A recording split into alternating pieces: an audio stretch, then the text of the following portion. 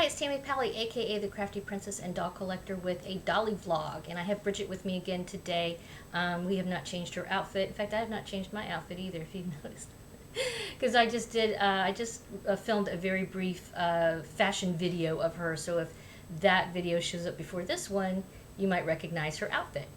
And I have her with me today because in this Dolly vlog, I wanted to talk a little bit about the topic of customization. When I first started getting back into doll collecting, after leaving it for many years, what actually brought me back to it was the idea of customizing. I thought, as someone who likes to do arts and crafts and everything, I thought, wow, that sounds really like something I want to do. I also I'm working still on a book that's going to take me probably 10 years to finish, this rate, where it relates to customizing, and so I started getting, researching the topic and everything. But then as I started to actually try to do some customization myself on some Barbies, I actually have, I think, 2 or 3 little short videos in my doll section on my YouTube channel, if you'd like to see how that went. Let's just say it didn't go so well, but if you want details about how it went, go check those out. But yeah, so that's what brought me to dolls, and especially Blythe's and also the Pullip dolls. In fact, at one point when I started, before I purchased my very first Pullip doll, I thought, I'm going to buy one of those make-it-own kits. Make it own, I'm going to make my own doll. That sounds really cool. And that way, I'll save money and it'll be a craft project. I mean, that sounds great. Yeah. Well, once I started realizing how many, first of all, you have to have some really, I would say, pretty decent artistic ability, in my opinion. And let me back up and say, the whole topic of customization, I realize, is very, very subjective. It is also very controversial, I guess. So, yeah, I mean, I want to hear what you have to say, too, in the comments. If just, don't be mean to me. But I'm curious kind of what other people think about this as well. And I know you have to be kind of careful because, when you're working on a doll and you're changing her around, you put your heart and soul into it. It's an artistic endeavor, and when somebody says something mean about it, like I don't like this or I don't like that, it feels like a personal attack. But as I said, it's quite subjective because it's all about personal taste. And so yeah, so customization. Then as I started to see more and more people customizing, and wow, customization of Blythe dolls, holy moly, so many people are doing it. Which makes me, that's why I think I don't like it so much. Sometimes I do, sometimes I like it a lot. Sometimes I'll see a doll that's been customized and I think, oh my gosh, she is so cute. That doll looks fabulous. I would totally want to have that doll in my collection. However, more often than not, I think, what have they done to that poor doll? She was so cute. And then they customized her. So again, it's personal taste, and I've talked to a few people online about this, and try to be very careful. But yeah, I would say for me personally, light customization, I guess, is a way to say it, and that's why this doll, for example, she's a factory doll. I have an unboxing of her and a couple other videos where I talk about her because her unboxing didn't go so great, so I have like a follow-up. She's got real wonky legs, which help. These boots are good for wonky legs, like floppy legs. She stands up really nicely. But one of the things I've thought about doing with this doll is changing out her body to maybe, not necessarily a Leica. Again, personal taste, Leica's not my fave.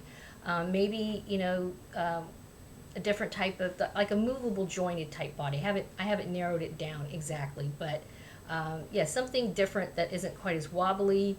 And since her body isn't in great shape, it gives me a chance to maybe try out a different type of doll body on her. So that's something I've thought of doing on her. Another issue with this doll is her hair. It's really, I mean, I love the color. I would never change the color of her hair, but the feel of it, even though I have washed it, it still feels sticky to me. So she might be a doll that I would do something to her hair. I would be afraid to chop it off because I just don't think I would be that great at it. Yeah, so those are things I would do. Her eye chips or something, I love these. I have her purple ones on now. So I would consider, definitely I would want to keep these, but I wish they were front facing instead of side facing, honestly. And let me show you her other eyes. Green, those are cute. But then she has green side facing, so there's two greens, and I don't see a huge difference between the colors, okay? And then finally, yellow, which looks pretty cute on her. One thing I've had to do as far as customizing that I didn't have a choice is that her pole tab circly thing came off, so I had to attach this little charm just quickly. And actually, it's kind of sad considering I make jewelry and I have tons of beads and of stuff that I haven't actually taken the time to change everybody's pull strings to something really cool.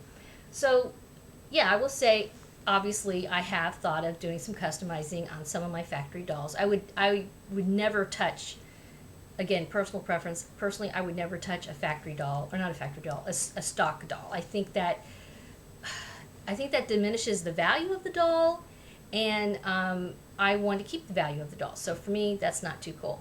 But otherwise, yeah, I want to say I don't like some of the customizing I see. I don't understand it. Like, I see people who have, they'll change the lips so they're really big, or they have big honking teeth, or fangs, or, you know, just really strange mouths. Lots of really odd mouths. I do see, like, I do like the look of the matte finish of the face versus the shiny ones that they come with. So that, again, that's a very mild type of customizing as far as a different look of the doll. But when people start carving on the faces, I'm not a huge fan. Not a huge fan. Like I said, it depends. I've seen some where people are truly artists. They really obviously know what they're doing. They're super talented. And yeah, I could see why a doll that someone's done a massive customization on, and it's a beautiful doll, I could see why all that work and effort, it's an expensive doll. I mean, I've seen some in the thousands of dollars. But I've seen a lot in the thousands of dollars that to me don't look so great. And I think that poor little factory doll, she had no idea what was going to happen to her. So yeah, that's kind of my vlog rant on doll customizing. I would like to know what you have to say, and yeah, give this a thumbs up if you found this at all interesting, intriguing, something to think about, and have a wonderful Dolly Day.